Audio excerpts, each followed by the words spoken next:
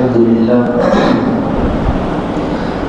لله وكفى وسلام على عباده الذين اصطفى أما بعد فأعوذ بالله من الشيطان الرجيم بسم الله الرحمن الرحيم وإذ قلتم يا موسى لن نؤمن لك حتى نرى الله جهرة فأخذتكم الصاعقة وأنتم تنظرون ثم بعثناكم من بعد موتكم لعلكم تشكرون. دیکھیے حضرت موسیٰ علیہ السلام جب کوہ طور پر 40 دن عبادت کے لیے گئے تھے، اللہ رب العزت بلائے تھے.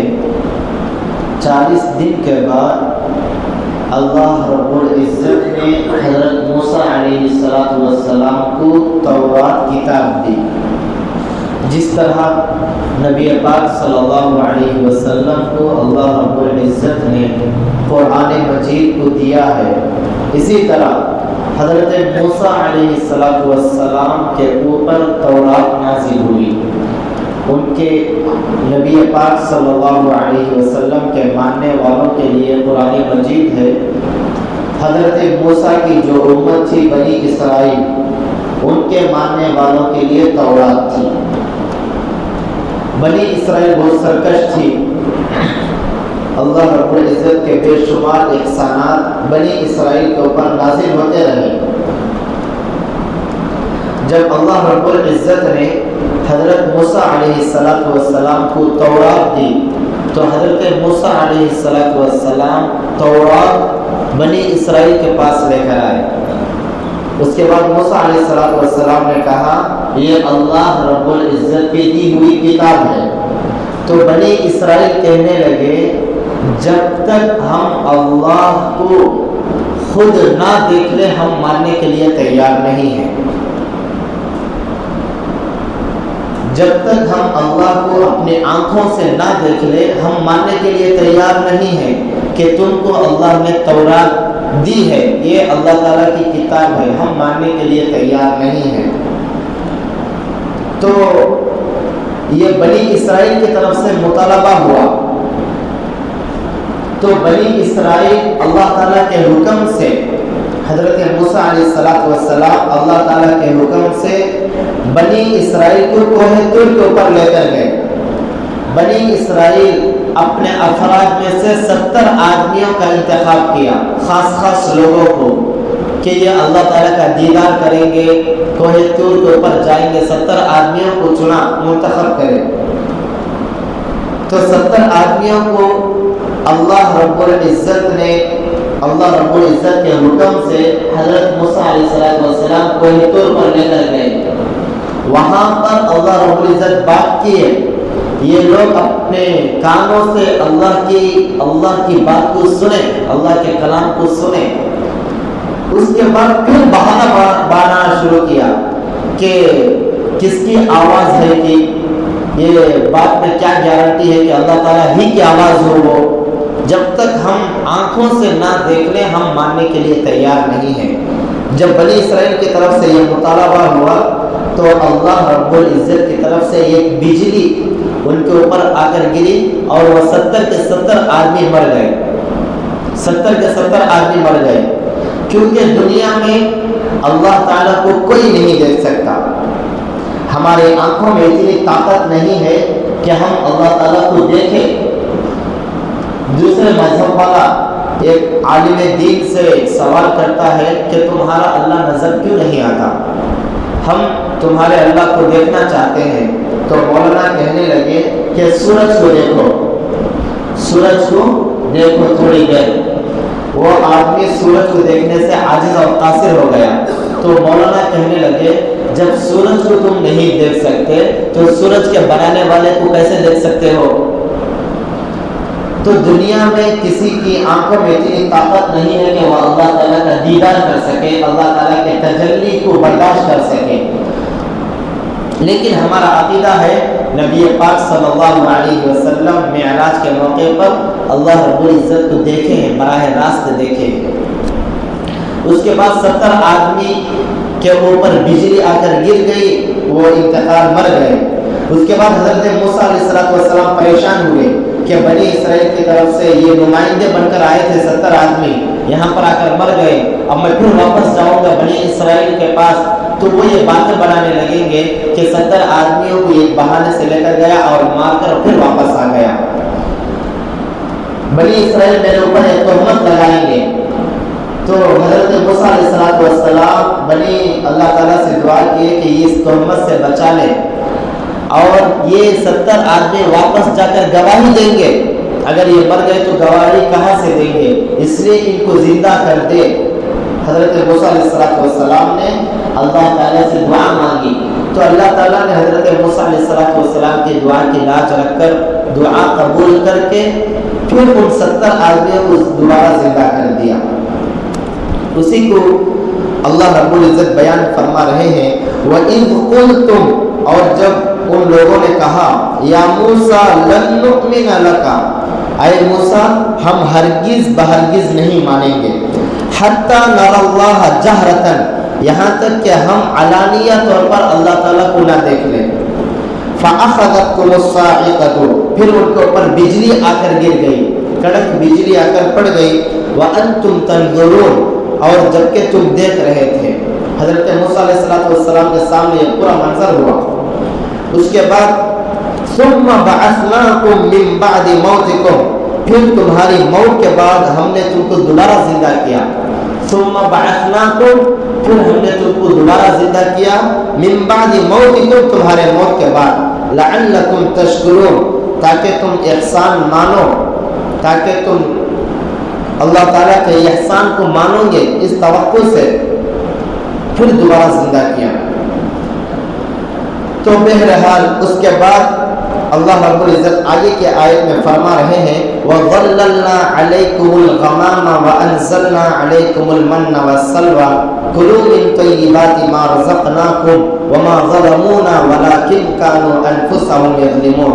دوسرا انعام بنی اسرائیل کے اوپر، بحر قلزم میں فرعون اور اس کا آب و لشکر غرق ہو گیا، تباہ ہو گیا، ڈوب کر فنا ہو گیا۔ اس کے بعد بحر قلزم سے پار کر کے بنی اسرائیل اور حضرت موسیٰ علیہ السلام وادی تیہ میں آئے، میدان میں، وادی تیہ میدان کا نام ہے، اور وہ میدان ایسا ہے وہاں پر نہ کھانے کے لیے کوئی چیز ہے نہ پینے کے لیے کوئی چیز ہے، بالکل چٹیل میدان۔ تو اس میدان میں حضرت موسیٰ علیہ السلام اور بنی اسرائیل آئے۔ آنے کے بعد بنی اسرائیل حضرت موسیٰ علیہ السلام سے مطالبہ کیے کہ دھوپ بہت زیادہ ہے، دھوپ کی تپش، دھوپ کی جو گرمی ہے اس کو ہم برداشت نہیں کر رہے ہیں، اور پانی کے لیے کوئی چیز نہیں ہے، پانی کا انتظام فرما دیجیے۔ تو حضرت موسیٰ علیہ السلام نے اللہ تعالیٰ سے دعا کی کہ پانی کا انتظام کر دو۔ تو اللہ تعالیٰ نے حضرت موسیٰ علیہ السلام سے کہا، تمہارے ہاتھ میں جو عصا ہے اس کو پتھر پر مارو، پتھر پر مارو۔ حضرت موسیٰ علیہ السلام نے عصا لے کر پتھر کو مارا، 12 چشمے ابل پڑے۔ بنی اسرائیل کے 12 قبیلے تھے، تو ہر قبیلہ ایک ایک چشمے سے پانی پی رہا تھا، بہرحال پانی کا انتظام ہو گیا۔ اس کے بعد بنی اسرائیل نے پھر کہا کہ کوئی آدمی پانی پی کر تھوڑی زندہ رہ سکتا ہے، زندہ رہنے کے لیے پانی کے ساتھ کھانا بھی چاہیے، پانی کب تک پیتے رہیں گے؟ تو حضرت موسیٰ علیہ السلام پھر اللہ تعالیٰ سے دعا کی کہ کھانے کا کچھ انتظام فرما دیجیے۔ تو اللہ رب العزت نے بنی اسرائیل کے لیے کھانے کے لیے من اور سلویٰ نازل کیا۔ من کسے کہتے ہیں؟ ایک میٹھی چیز جسے ترنجبین بھی کہتے ہیں اردو میں، ایک جیسا ایک میٹھا ہوتا ہے ویسا ایک شبنم کی طرح موسم سرما میں، سردیوں کے موسم میں شبنم جب گرتی ہے اس طرح ایک میٹھی چیز ہے، اسی کو من کہتے ہیں۔ رات میں من آسمانوں سے شبنم کی طرح آ کر گرتا تھا، میٹھی چیز، اور صبح سلوہ بٹیر کو کہتے ہیں، ہماری زبان میں بٹیر کو سلوہ کہتے ہیں، مفسرین نے ترجمہ بھی وہی کیا ہے، بٹیر۔ من اور سلوہ کا انتظام کیا اللہ رب العزت نے بنی اسرائیل کے واسطے۔ بٹیر صبح صبح جو در جو زیادہ سے زیادہ آ کر زمین کے اوپر بیٹھ جاتے تھے، بنی اسرائیل اس کو پکڑ کر بھون کر کھا لیتے تھے۔ میٹھی چیز اور بٹیر یہ بھون کر کھانے کا بھی انتظام ہو گیا۔ اسی کو اللہ رب العزت بیان کر رہے ہیں۔ اس کے بعد اس میدان میں سایہ بھی نہیں تھا، بالکل دھوپ زیادہ تھی، تو بنی اسرائیل پھر یہ مطالبہ کرنے لگے کہ اگر یہی دھوپ ہمارے اوپر رہی بغیر سایہ کے تو ہم تو مر جائیں گے، سایہ کا بھی انتظام فرما دیجئے۔ تو اللہ رب العزت احسان یہ بھی کیا کہ سایہ کا بادلوں کو سایہ بنا دیا۔ وہ جہاں جہاں بھی جاتے تھے ان کے سروں کے اوپر بادل ہوا کرتے تھے، بادل ان کے سروں کے اوپر سایہ دیتے تھے۔ وہ اگر سفر کرے کہیں جائے تو دھوپ سے بچانے کے لیے سایہ ان کے سروں کے اوپر رہتا تھا۔ اس کے بعد اللہ رب العزت نے کہا کہ جو بٹیر اور میٹھی چیز ان کو دیا تھا، اللہ تعالیٰ نے شرط لگا رکھی تھی کہ صرف ایک دن کے لیے جتنا تم کو ضرورت ہے اتنا کھانا جمع کر کے اسٹاک کر کے نہیں رکھنا۔ تو چند دن یہ سلسلہ چلا، بعد میں بنی اسرائیل جمع کر کر رکھنے لگے، اللہ تعالیٰ کے حکم کے خلاف ورزی کرنے لگے، جمع کر کر بٹیر اور ترنجی بھی جو میٹھی چیز ہوتی تھی شبنم کی طرح، وس کی طرح، وہ جمع کر کر لگے۔ اللہ تعالیٰ کو غصہ آیا تو وہ آسمان سے آنا بھی بند ہو گیا۔ تو اسی کو بیان فرما رہے ہیں، وَظَلَّلْنَا عَلَيْكُمُ الْغَمَامَ، اور ہم نے تمہارے اوپر بادلوں کا سایہ کیا، وَأَنزَلْنَا، اور ہم نے نازل کیا، عَلَيْكُمُ الْمَنَّ وَالسَّلْوَىٰ، تمہارے لیے ترنجبین اور بٹیر، من اور سلوہ تمہارے لیے آسمانوں سے نازل کیا۔ کلوا من طیبات ما رزقناکم، کھاؤ نفیس پاکیزہ چیزوں میں سے جو ہم نے تم کو دیا ہے۔ وما ظلمونا، اس کے بعد وہ جب جمع کر کر اسٹاک کر کر رکھنے لگے تو وہ سارا کا سارا بند ہو گیا۔ تو اللہ رب العزت آگے کے جملے میں وہی فرما رہے ہیں، وما ظلمونا، ہم کوئی ظلم کرنے والے نہیں ہیں، ہم کوئی نقصان پہنچانے والے نہیں ہیں، ولکن کانوا انفسهم یظلمون، لیکن تم خود اپنے آپ پر ظلم کر رکھے ہو۔ اس کو جمع کر کے، اس کو اکٹھا کر کر آئندہ کے لیے سوچ کر رکھے تھے، تو اللہ تعالیٰ کے حکم کے خلاف ورزی ہوئی تو اللہ تعالیٰ بند کر دیا۔ وما ظلمونا، اور ہم ظلم کرنے والے نہیں ہیں، ولکن کانوا انفسهم یظلمون، تم خود اپنے آپ پر ظلم کر رہے ہو۔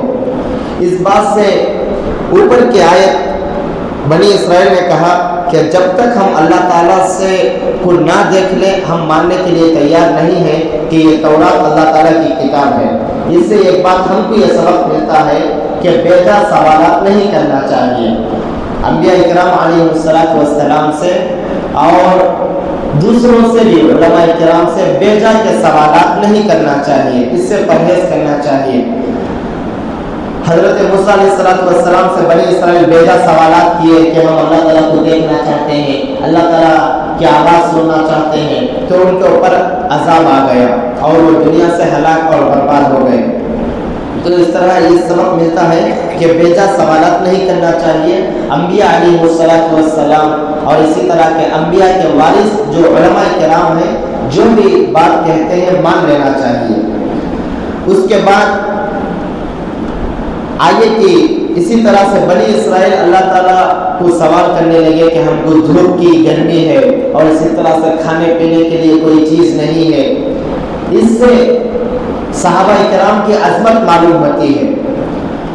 حضرت موسیٰ علیہ السلام کے جو ماننے والے صحابہ تھے ان کے اوپر فضیلت ہمارے نبی پاک صلی اللہ علیہ وسلم کے زمانے میں جو صحابہ تھے ان کی عظمت معلوم ہوتی ہے، اس لیے کہ نبی پاک صلی اللہ علیہ وسلم کے جو صحابہ تھے دھوپ کی گرمی کو برداشت کر کے روزہ رکھتے تھے اور کبھی بھی یہ سوال نہیں کیے، اور اسی طرح سے کھانے کو مل گیا تب بھی ٹھیک، نہ ملے اکتفا کرتے تھے، صبر اور شکر سے کام کرتے تھے اور اس میں جنگیں کرتے تھے دھوپ کی شدت میں، لیکن کبھی بھی بادلوں کو سایہ بنانا یہ نبی پاک صلی اللہ علیہ وسلم سے درخواست نہیں کیے۔ دیکھیے اگر صحابہ کرام درخواست کرتے اور نبی پاک صلی اللہ علیہ وسلم دعا کرتے تو ضرور قبول ہوتی، پھر بھی صحابہ کرام کی فضیلت حضرت موسیٰ علیہ السلام کے ماننے والوں کے اوپر معلوم ہوتی ہے کہ دھوپ کو برداشت کیے، بھوک کو برداشت کیے، اور اپنوں کے غیروں کے کانوں کو برداشت کیے، ہر طرح کی چیزوں کو برداشت کر ایمان کی حفاظت کے لیے سب کچھ کر گئے ہیں۔ یہ تمام چیزیں اللہ رب العزت نے جو مدینے کے یہود تھے ان کو ذکر کیا ہے کہ تم نبی پاک صلی اللہ علیہ وسلم پر ایمان نہیں لا رہے ہو، ہم تمہارے جو باپ دادا تھے بنی اسرائیل ان کے اوپر اس طرح کے احسانات کیے، لہٰذا تم یہ احسانات کو دیکھ کر معلوم کر کے پڑھ کر ہمارے اوپر ایمان لے کر آؤ، نبی پاک صلی اللہ علیہ وسلم کے اوپر ایمان لاؤ اور میرے اوپر بھی ایمان لاؤ، سچے اور پکے مسلمان بن جاؤ۔ اللہ تعالیٰ سے دعا ہے کہ اللہ تعالیٰ ہم سب کو نبی پاک صلی اللہ علیہ وسلم کی ایک ایک بات ماننے کی توفیق عطا فرمائے، اللہ تعالیٰ ہمارے ایمان کو مضبوط فرمائے، قرآن کریم کی محبت کو اللہ تعالیٰ ہمارے دلوں میں بٹھائے، ہماری نسلوں میں اللہ رب العزت قرآن کریم کے محافظین کو پیدا فرمائے اور قرآن کریم کی اشاعت کرنے والوں کو پیدا فرمائے، حافظ قرآن اور عالم دین اللہ تعالیٰ ہماری نسلوں میں پیدا فرمائے۔ آمین و آخر دعوانا ان الحمد للہ رب العالمین۔